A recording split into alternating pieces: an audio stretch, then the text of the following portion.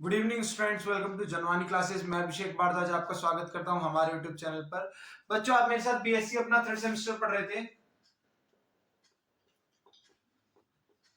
Third semester जिसमें आपका part A चल रहा था, पार्ट ए। और पार्ट ए की आपकी यूनिट लास्ट चल रही थी, है ना, unit third, time varying electromagnetic field. ठीक है, इसमें आपको मुझे करवाना था आज मैक्सवेल्स की जो आपकी क्वेश्चंस थी। अब देखो क्या हुआ, मैक्सवेल ने क्या किया, जैसे कल मैंने आपको एम्पियर्स में मैक्सवेल का वो करवाया था ना कि मैक्सवेल ने कुछ मॉडिफिकेशन करी थी, इसी तरीके से उसे इंक्लूड करके मैक्सवेल ने टोटल 4 आपकी इक्वेशंस में मॉडिफिकेशन करी थी। और वो आपकी 4 इक्वेशंस कौन कौन सी थी? पहली थी गोस लॉ।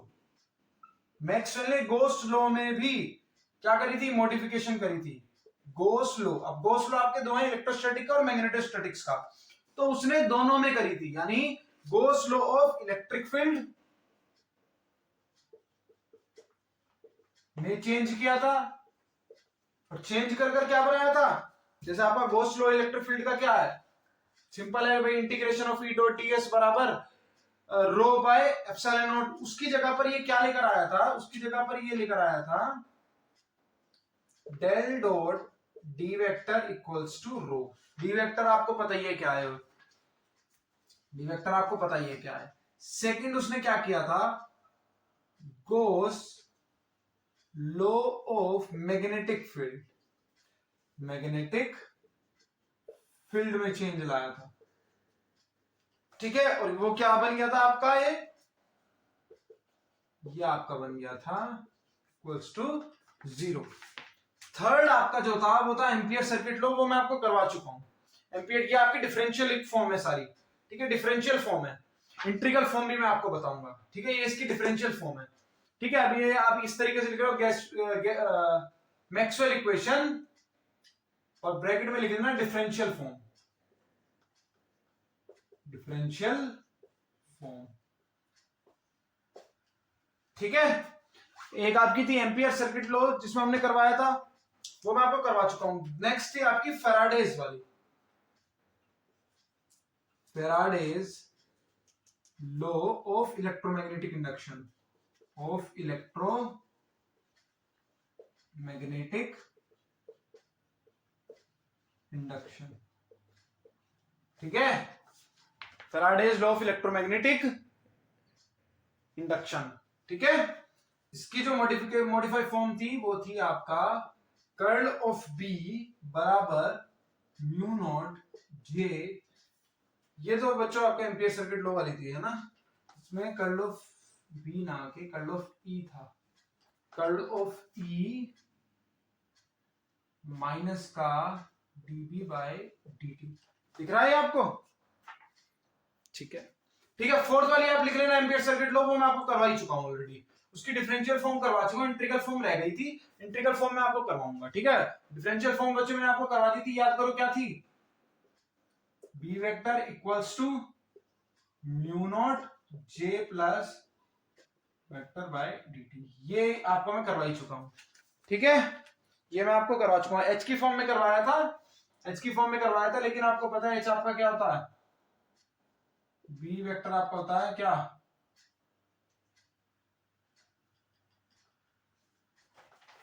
ठीक है, एच आपका होता है म्यू नॉट बी, एच आपका म्यू नॉट बी होता है ना। ठीक है, एच आपका क्या होता है? Mu not be. करो नोट, इसको नोट कर लो बच्चों जल्दी से। ठीक है, एच आपका होता है, नहीं उल्टा लिख दिया मैंने, बी आपका म्यू नॉट एच होता है।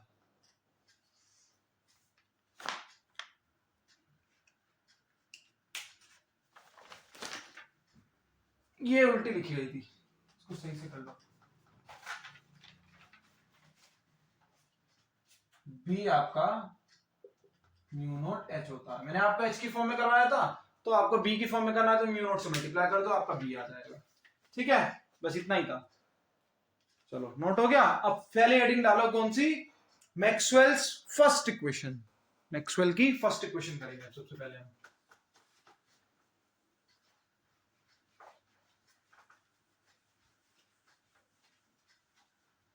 ठीक है, हेडिंग डालो मैक्सवेल फर्स्ट इक्वेशन।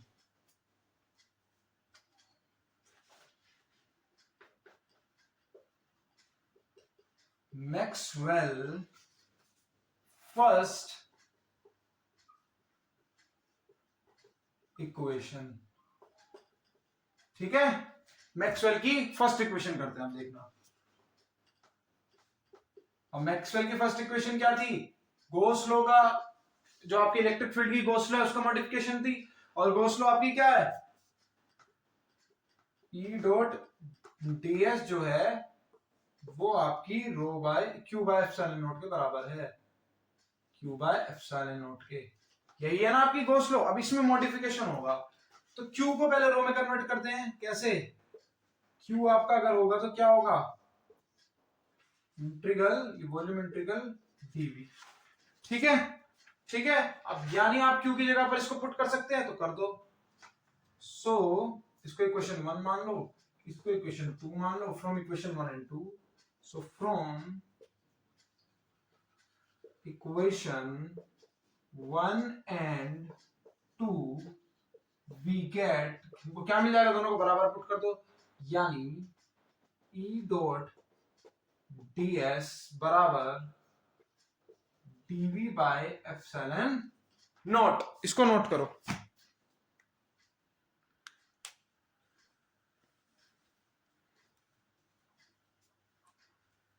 किया? आप देखना।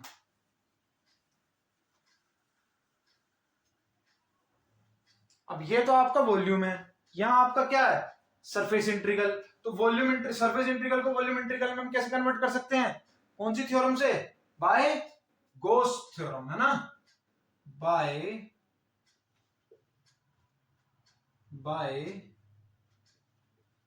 Gauss divergence theorem. क्या कहती है आपकी गॉस की डाइवर्जेंस थ्योरम? कि जो आपका ई डॉट ds होता है, सरफेस इंटीग्रल जो होता है आपका, वो बराबर होता है वॉल्यूम इंटीग्रल,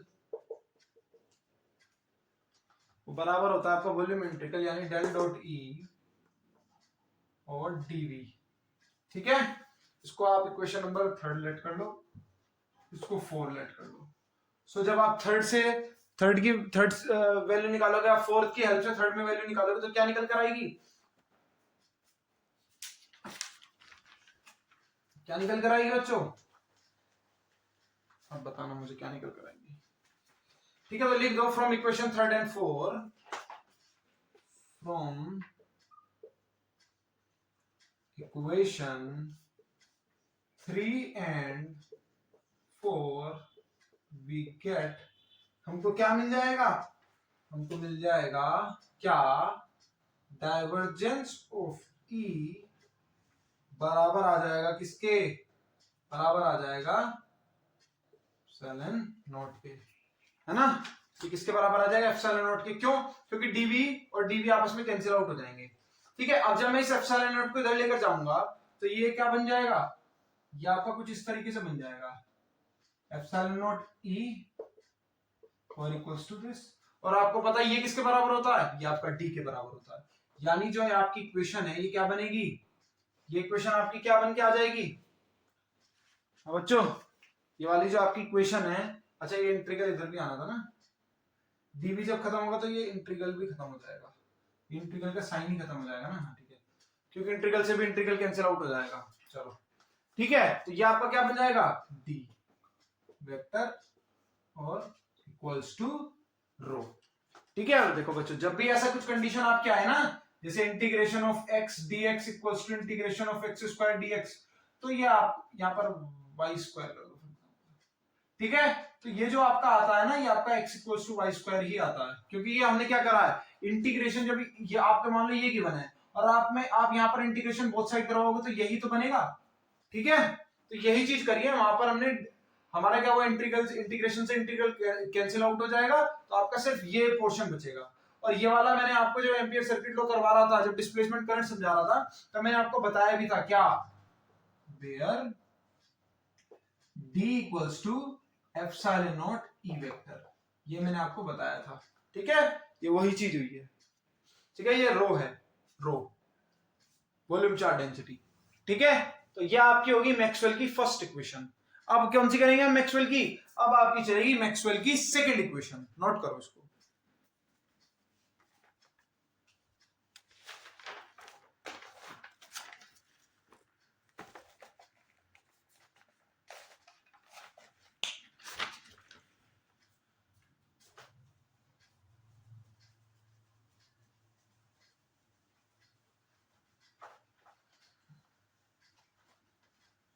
ठीक है, यहां पर लिख दो Maxwell second equation.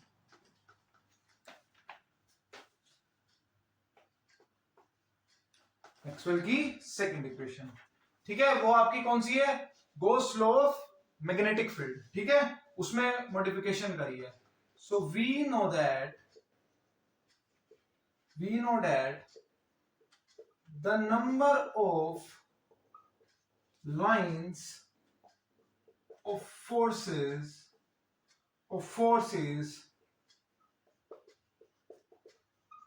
entering any closed surface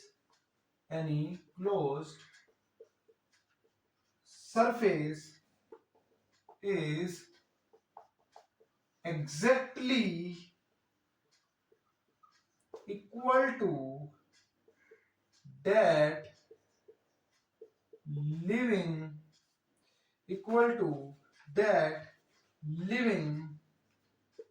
the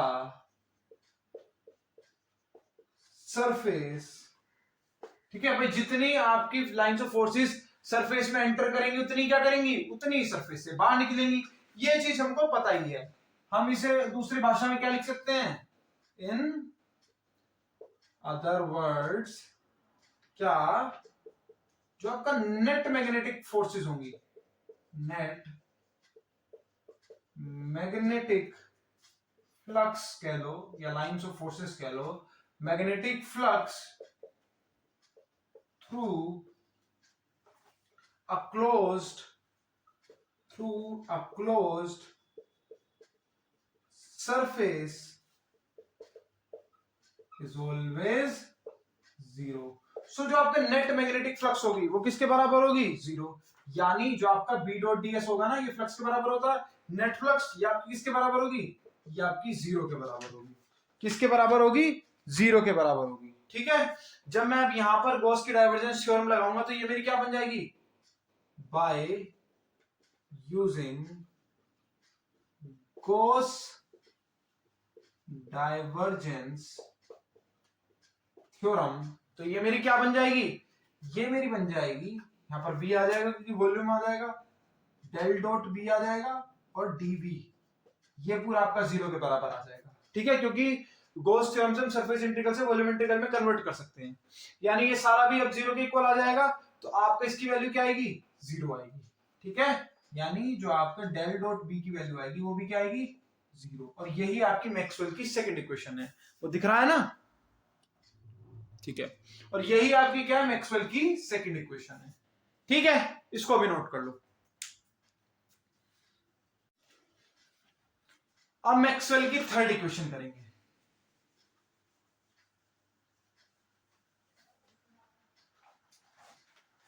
अब मैक्सवेल की थर्ड इक्वेशन करेंगे। ठीक है, चलो मैक्सवेल थर्ड इक्वेशन कौन से वाली? फेराडे वाली। एम्पियर्स वाली मैं करवा चुका हूं, और ये डिफरेंशियल फॉर्म चल रही है। ठीक है, फेराडे के अकॉर्डिंग क्या है आपका? अकॉर्डिंग टू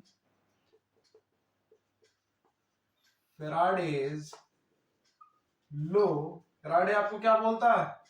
जो आपका E होता है वो आपका माइनस का d phi by D t होता है। ये चीज आपको पता ही है। ठीक है, अब आप फाई को कन्वर्ट कर सकते हो, क्योंकि आपका फाई क्या होता है? फाई आपका क्या होता है? बी डॉट डी एस, ये चीज आपको पता ही है। फाई आपका मैग्नेटिक फील्ड में क्या होता है? बी डॉट डी एस, तो हमने यहां से यूज करा। और आपको एक और चीज पता है क्या? आपका इलेक्ट्रिक फ्लक्स क्या होता है भैया? आपका जो ईएमएफ होता है, ये ई जो होता है, ये किसके बराबर होता है? ये आपका बराबर होता है किसका? Line integral of E DL. इसके बराबर होता है ई डीएल के। ठीक है, ये चीज भी आपको अच्छे से पता है किसके बराबर होता है, ईडीएल के। तो अब मैं क्या करूंगा, इसको इक्वेशन लेट कर लो पहले, तो इसको इक्वेशन 1 लेट कर लो, इक्वेशन 1 और इसको इक्वेशन 2। तो मैं इन इक्वेशंस को इक्वल पुट कर सकता हूं भाई, इसकी जगह पर ये पुट कर दूंगा, कर सकते हैं तो करो, लिख दो यहां पर from equation 1 and 2 we get, हमको क्या मिल जाएगा फ्रॉम फर्स्ट एंड 2, क्या मिलेगा, नोट करो,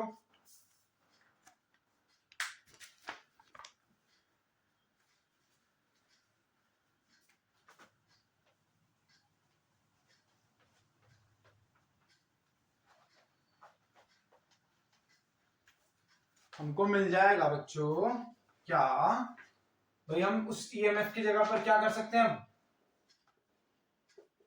ई डॉट डीएल लिख सकते हैं और बराबर में माइनस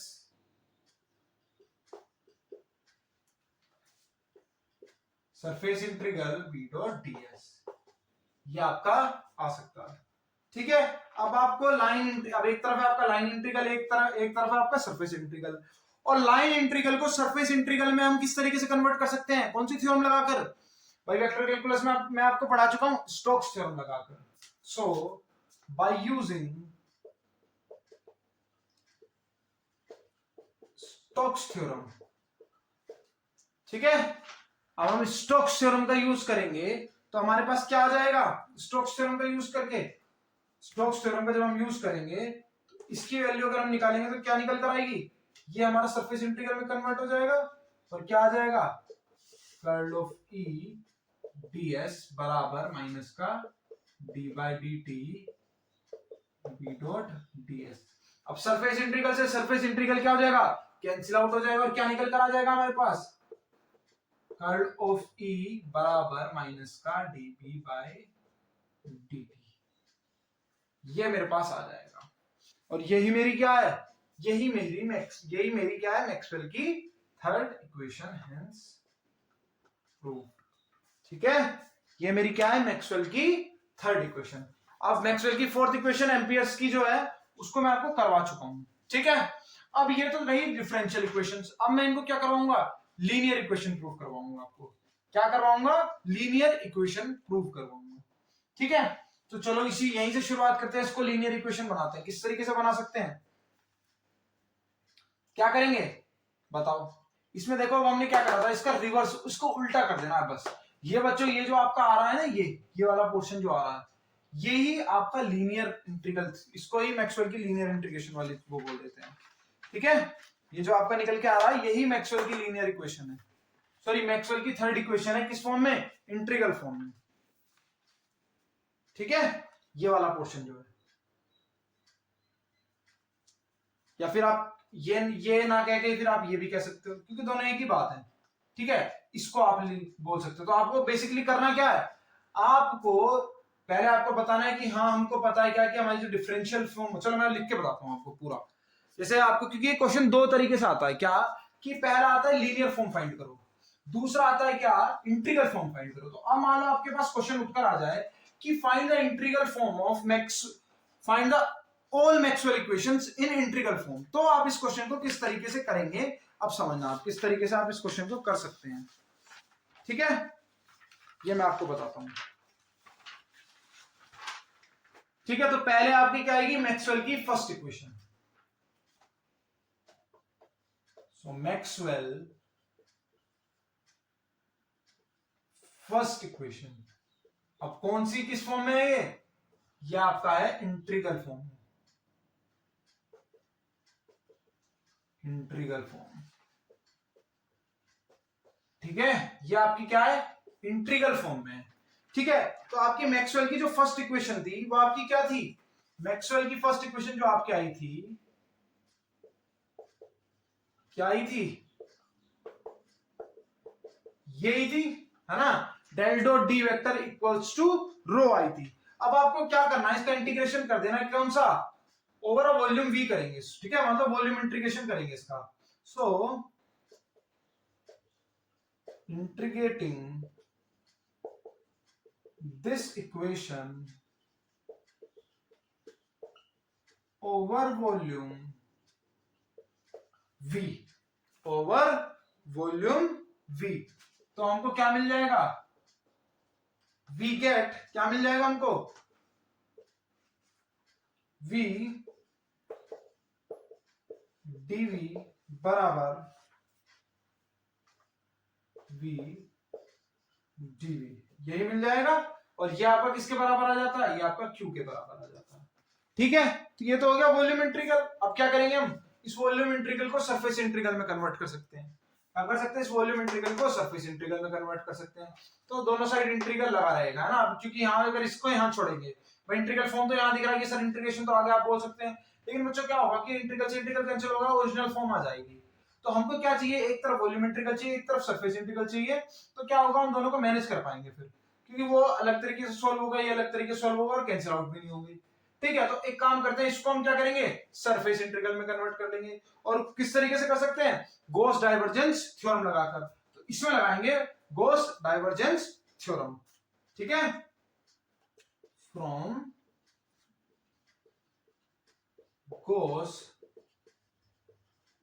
डाइवर्जेंस थ्योरम। तो ये वाला पोर्शन आपका गॉस की, जब हम डाइवर्जेंस थ्योरम लगाएंगे, ये किस में चेंज हो जाएगा, सरफेस इंटीग्रल में। किस तरीके से चेंज होगा, या इंटीग्रेशन आपका सरफेस इंटीग्रल आ जाएगा और D vector dot DS vector आपका आ जाएगा। ठीक है, D vector dot DS vector, भाई इसी तरीके से तो कन्वर्ट कर सकते हो आप सरफेस इंटीग्रल को वॉल्यूम इंटीग्रल में। और ये आप इसको ऐसे ही रखे रहने देना, रो डीवी इक्वल्स टू क्यू। तो ये जो आपकी आई है, ये आपकी इंटीग्रल फॉर्म आ गई है।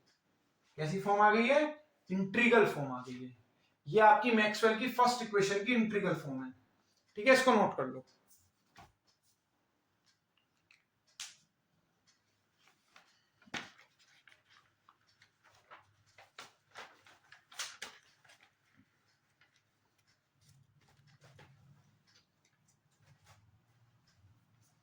अब बच्चों सेकंड वाली करेंगे हम, बारी बारी चलते हैं।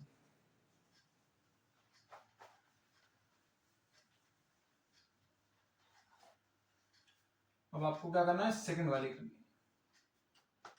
ठीक है, सेकंड इक्वेशन। ठीक है, अब मैं वी नो डेट इसलिए लिखूंगा क्योंकि हम डिफरेंशियल फॉर्म निकाल चुके हैं। So we know that, second Maxwell की सेकंड इक्वेशन क्या थी, डेल डॉट बी वेक्टर आपका जो था वो किसके बराबर था, जीरो के बराबर था। किसके बराबर था, जीरो के बराबर था। ठीक है, किसके बराबर था आपका, जीरो के बराबर था। ठीक है, अब मैं यहां पर क्या करूंगा, मैं इसका वापस से वॉल्यूम इंटीग्रल लूंगा। ठीक है, ऑन इंटीग्रेटिंग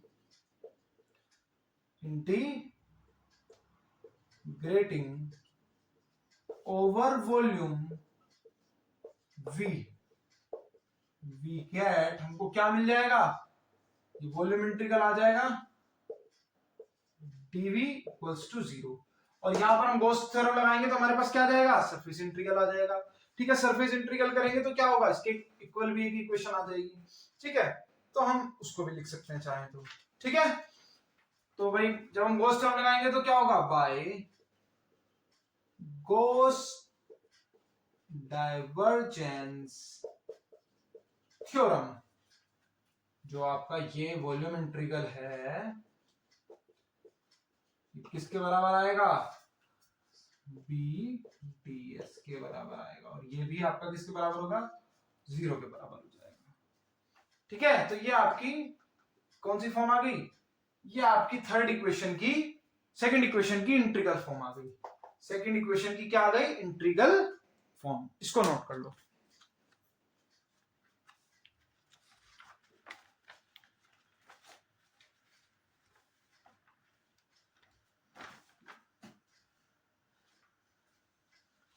अब हमको क्या चाहिए, आपको थर्ड इक्वेशन की भी चाहिए, तो थर्ड इक्वेशन की करते हैं।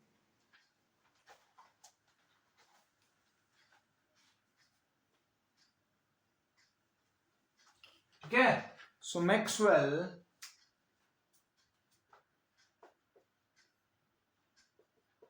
थर्ड इक्वेशन, ठीक है, वो क्या है हमारी, वी नो दैट क्या ही है हमारे पास, ये आई है ना, curl of E minus dB vector by dt vector, ये हमारे पास आई है इसकी क्या, डिफरेंशियल फॉर्म।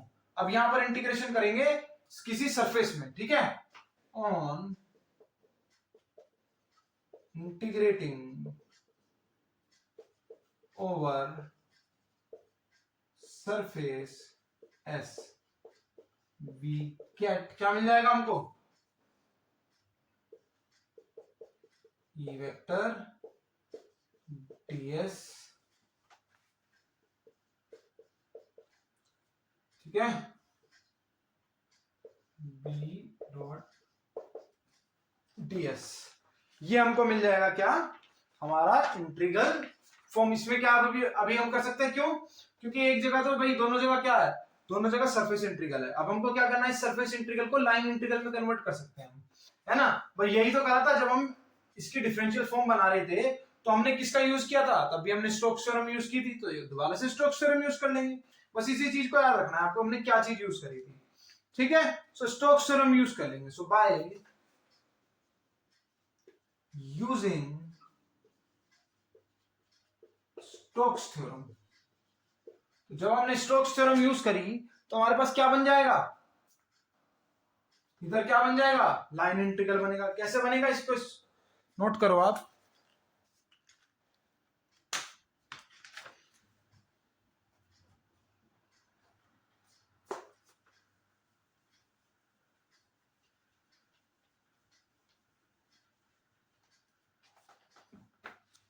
अब देखना, ये वाली जो साइड है लाइन इंटीग्रल बन जाएगी कैसे, सी लिख दो और ई डीएल लगा दो, और ये आपकी ऐसी रहेगी, D by D T surface, लो जी, ये आपकी आ गई, आपकी फाइनल इक्वेशन आ गई। इसी को ही आपको क्या बोलते हैं, मैक्सवेल की थर्ड इक्वेशन की इंटीग्रल फॉर्म, ठीक है। ये आपकी क्या आ गई, मैक्सवेल की थर्ड इक्वेशन, और उसकी भी क्या, इंटीग्रल फॉर्म। इसमें भी आप लिखना चाहो तो एक और चीज लिख लो, दिस इलेक्ट्रोमोटिव फोर्स कौन सी, E equals to P dot dl around a closed path, around a closed path equals to negative rate of change of magnetic flux. भाई ये बी डॉट ds आपका किसके बराबर होता है, मैग्नेटिक फ्लक्स के, बाउंडेड बाय पाथ, ठीक है। ये आपकी होगी कंप्लीट, कर लो अब कर लो नोट।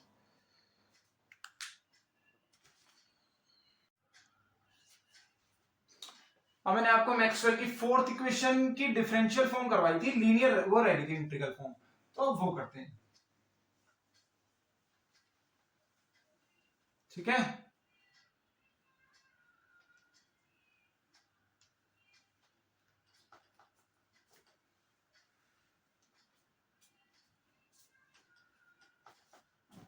सो अपनी मैक्सवेल की अब कौन सी इक्वेशन करेंगे हम, फोर्थ इक्वेशन करेंगे,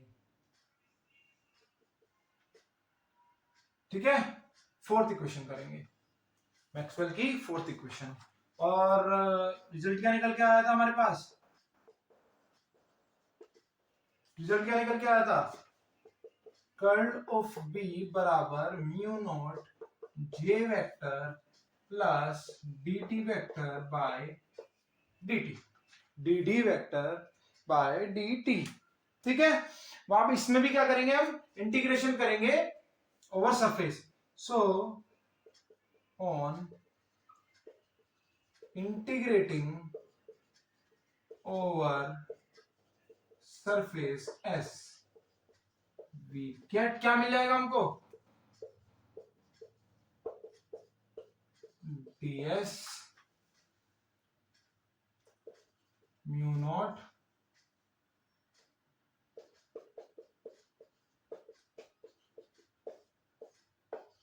ds। अब ये आपकी फॉर्म बन चुकी है किसकी, स्टोक्स थ्योरम वाली। तो उसकी दूसरी साइड लिख देंगे, लिखो बाय यूजिंग स्टोक्स थ्योरम। ठीक है, नोट करो इसको।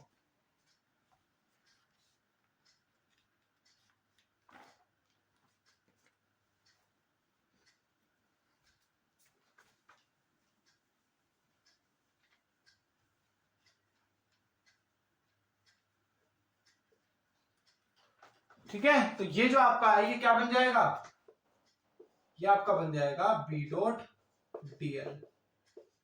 ठीक है, ये आपका बन जाएगा बी डॉट डीएल, और ये वाली साइड आपकी ऐसे ही आ जाएगी, J plus vector D T DS. ये आपकी आ गई क्या, इसकी इंटीग्रल फॉर्म। क्या आ गई, इंटीग्रल फॉर्म।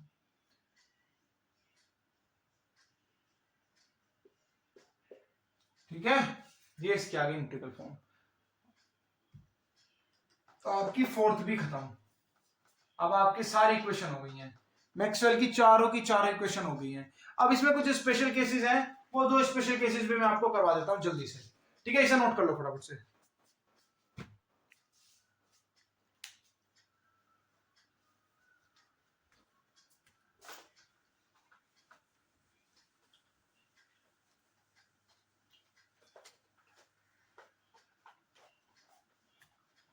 देखो, फ्री स्पेस के लिए जब आपका जो सिस्टम है वो फ्री स्पेस में होता है, तो मैक्सवेल की इक्वेशन जो होती है वो हल्का सा चेंज हो जाती है। कैसे कैसे चेंज हो जाती है, आप देखना। हेडिंग डालो, Maxwell equation in free space, in free space. ठीक है, तो जो आपकी मैक्सवेल की फ्री स्पेस की इक्वेशन है वो कौन कौन सी है, वो मैं आपको लिख देता हूं। पहली हो जाएगी आपकी ये, मतलब आपका फ्री स्पेस में क्या हो जाएगा, वॉल्यूम चार्ज डेंसिटी जीरो हो जाएगा। तो ये भी आपका खत्म हो जाएगा, क्योंकि हमको पता है फ्री स्पेस में वॉल्यूम चार्ज डेंसिटी क्या होती है, जीरो होती है। ठीक है, और फ्री स्पेस में आपका मैग्नेटिक फील्ड तो जीरो रहेगा ही रहेगा। ठीक है, और ये भी आपका सिर्फ इतना ही रहेगा। ठीक है, और ये वाला आपका क्या आ जाएगा, सिर्फ इतना। ठीक है, इसमें आप लिख भी सकते हैं विद डी आपका किसके बराबर है, एप्सिलॉन नॉट ई वेक्टर के, और आपका बी किसके बराबर है, म्यू नॉट एच के। ये चीज भी आप लिख सकते हैं। ठीक है, कर लो नोट। अब जब हमने फ्री स्पेस की बात कर ली है, तो अब एक मीडियम की भी बात करते हैं। तो हेडिंग डालो आइसोट्रोपिक मीडियम के लिए, कि मैक्सवेल की इक्वेशन में क्या चेंजेस आ जाएंगे आइसोट्रोपिक मीडियम के लिए। ठीक है, Maxwell equation in linear isotropic medium. Maxwell equation in linear isotropic medium. वापिस से आपकी पहले कुछ छोटी छोटी चीज आपको बता देता हूं। क्या, देखो, in a linear isotropic medium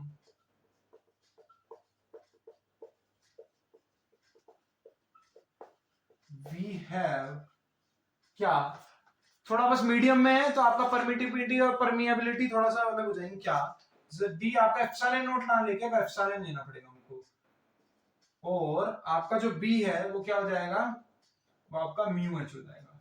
इसमें ई और म्यू क्या है, आपकी परमिटिविटी और परमिएबिलिटी उसी मीडियम की है।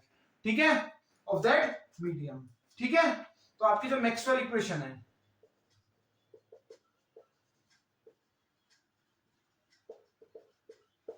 वो कैसी बन जाएंगी, मैक्सवेल इक्वेशन विल बिकम कैसी, पहली वाली आपकी ये हो जाएगी एप्सिलॉन, खाली एप्सिलॉन नोट नहीं, दूसरी आपकी क्या हो जाएगी, एच आ जाएगा और ये आपकी 0 के बराबर है, थर्ड आपकी क्या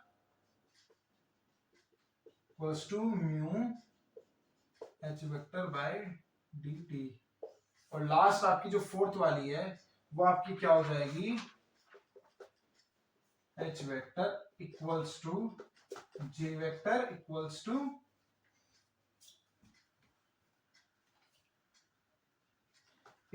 टू माइनस का जे वेक्टर माइनस का एप्सिलॉन खाली d E vector by d t vector. ठीक है, ये आपकी 4 इक्वेशन हो जाएंगे मैक्सवेल की। ठीक है, बस इन चीजों को याद रखना है, इनमें कुछ प्रूफ वगैरह नहीं है, इन चीजों को बस आपको याद रखना है। ठीक है, ये चीज आपकी याद रखने वाली है, ये भी चीज आपको याद रखनी है, ये भी याद रखना है, ये भी याद रखना है। ठीक है, इनमें बस आपको ये चीजें याद रखनी है थोड़ा सा। ये रो है, ये एप्सिलॉन है। ठीक है, ये ई वेक्टर है, ये एच वेक्टर है, ये टी है, ये भी एच वेक्टर है, ये जे वेक्टर है, ये आपका एप्सिलॉन है, ये ई वेक्टर है और ये टी है। ठीक है, तो बच्चों आई होप आपको सारा आज का लेक्चर समझ में आया होगा। नहीं समझ में आया तो देखो मैं इसमें एक पहले आप मेरी एक बात एडवाइस मान लेना कि एक बार जो मैंने लिखवाया ना उस सारे को नोट करना अच्छे से, फिर एक बार नजर मारना, 100% आपको पहली ही नजर में समझ में आ जाएगा मैंने क्या करा है। अगर उसके बाद भी आपको नहीं समझ में आए तो आप कमेंट सेक्शन में बता देना, मैं आपको डाउट क्लियर कर दूंगा आपके वहां पर। ठीक है, चलो फिर आज के लिए इतना ही रखते हैं। Thank you very much.